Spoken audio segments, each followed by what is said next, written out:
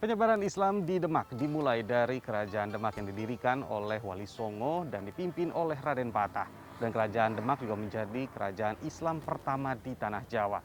Bangunan di belakang saya ini menjadi salah satu bukti sejarahnya. Kita lihat ada apa saja di Masjid Agung Demak.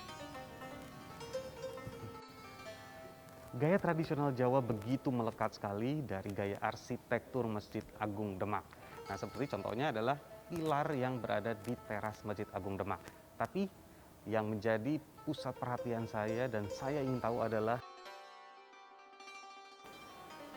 di dalam ruang utama dari Masjid Agung Demak, 4 pilar ini yang menjadi perhatian saya. Dan keempat yang ini menjadi penyangga dari atap Masjid Agung Demak.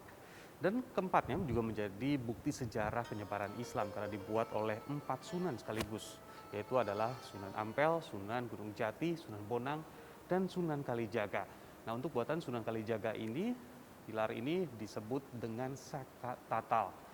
Karena tiang ini terbuat dari serpihan dan juga potongan-potongan kayu yang diikat menjadi satu. Dan ini juga memiliki filosofi bahwa Indonesia yang memiliki perbedaan baik itu agama, budaya, dan adat tetapi tetap satu tujuan atau Bhinneka Tunggal Ika. Dari keempat tiang ini beberapa diantaranya memang sudah bukan yang aslinya karena sudah mengalami renovasi. Tapi saya masih bisa melihat yang aslinya dan tidak ada di sini, tapi kita langsung aja ke sana. Di Museum Masjid Agung Demak inilah saya bisa menemukan 4 tiang asli yang menjadi penyangga Masjid Agung Demak. Dan dari keempat tiang ini yang diganti adalah bagian bawahnya. Ada 3 tiang yang diganti sekitar 7 meter, sementara 1 tiang lagi yang dibuat oleh Sunan Gunung Jati ini hanya diganti sekitar 1 meter saja. Selain bisa melihat 4 tiang utama yang asli dari Masjid Agung Demak, Anda juga bisa melihat berbagai peninggalan dari zaman Wali Songo. Di antaranya ini ada terjemahan ataupun tafsir Al-Quran yang dibuat oleh Sunan Bonang, lalu juga ada kitab suci Al-Quran kuno yang ditulis dengan tangan. Kemudian Anda juga bisa melihat berbagai peninggalan lain, di antaranya ada gentong Kong dinasti Ming, lalu juga ada beduk. Nah, ini beduk yang diyakini ini berasal dari abad ke-15.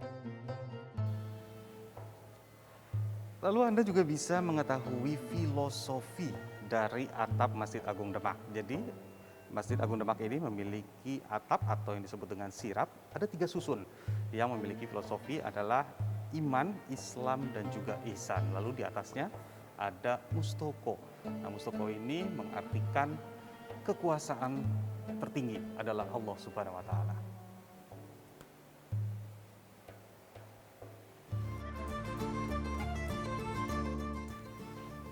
Berbicara soal Kerajaan Demak, ada salah satu makanan yang konon katanya disukai oleh Sultan Demak. Makanan ini sudah tidak ada yang jual, bahkan bisa dibilang hampir punah. Seperti apa makanannya? Langsung aja kita lihat.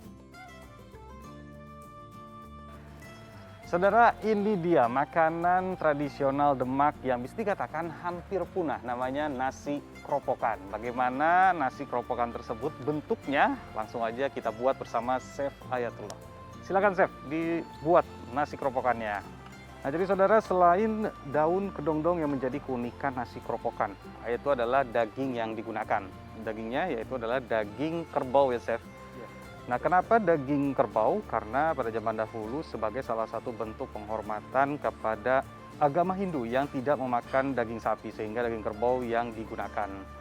Yang sekarang itu adalah daging kerbau ini dicampur dengan babat, dengan usus, dengan jeroan lainnya. Tapi pada zaman dahulu, saat itu kerajaan Demak atau Sultan itu biasanya memakan hanya dagingnya saja, sementara untuk jeroannya biasanya dimakan oleh bawahan-bawahan dari para sultan. Kalau ini makanan sudah hampir punah. Lalu kalau saya sendiri dapatkan bumbunya itu, jadi masih membawa bumbu pada zaman dahulu atau bagaimana sih? Iya, kita berkesempatan untuk mencari tahu dari warga Demak yang masih melestarikan menu keropokan. Jadi kita juga mengadopsi dari budaya ada di sini, kemudian kita combine dengan menu di sini untuk bisa disajikan di sini. Nah, lalu ada juga ini adalah labu ya. Ya, Labu sebagai pendamping dari daging-dagingnya ini. Kalau labu ini katanya juga untuk menurunkan kolesterol juga sama ya, Chef? Iya, konon dipercaya juga sama bisa menetralisir kolesterol yang ada pada si daging yang dimasak. Jadi sebenarnya nasi keropokan ini bisa dibilang cukup sehat ya, karena bisa menghilangkan kolesterol baik itu dari daun kedongdongnya ataupun juga dari labu. Oke, ini nasi keropokannya sudah mateng, lalu saya tuangkan. Wow, daging, labu putihnya. Ini kayaknya enak sekali sih. Kalau dari aromanya tuh sedep banget. Karena memang di dalamnya juga ada banyak rempah-rempah. Inilah nasi keropokan yang sudah hampir langka. Makanan tradisional asal Demak.